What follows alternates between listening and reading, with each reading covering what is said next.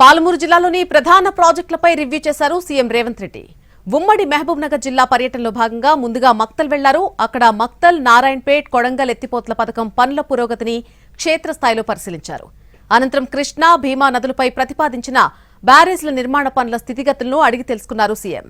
ఆ తర్వాత హెలికాప్టర్లో కీలక సాగునీటి ప్రాజెక్టులపై ఏరియల్ సర్వే చేశారు. కోయిల్ సాగర్ ప్రాజెక్టు క్యాచ్మెంట్ ఏరియాతో పాటు జోరాల ప్రాజెక్టు, గూడెందెడ్డి రిజర్వాయర్లను పరిశీలించారాయన. అక్కడి నుంచి సోమశిలకు వెళ్లారు ముఖ్యమంత్రి. అక్కడ సీనియర్ ఇంజనీర్లు, ఇరిగేషన్ శాఖ అధికారులతో సమావేశమయ్యారు. పాలమూరు, రంగారెడ్డి ఎత్తిపోతల పథకం, కల్వకుర్తి, నెట్టింపాడు, భీమా ప్రాజెక్టులకు సంబంధించిన నిధుల వినియోగం, భూసేకరణపై సమీక్ష చేశారు. ఇక రేపు పాలమూరు ప్రాజెక్టు ఉదండాపూర్ రిజర్వాయర్ పనులను పరిశీలించిన తర్వాత బహిరంగ సభలో పాల్గొంటారు సీఎం రేవంత్ రెడ్డి.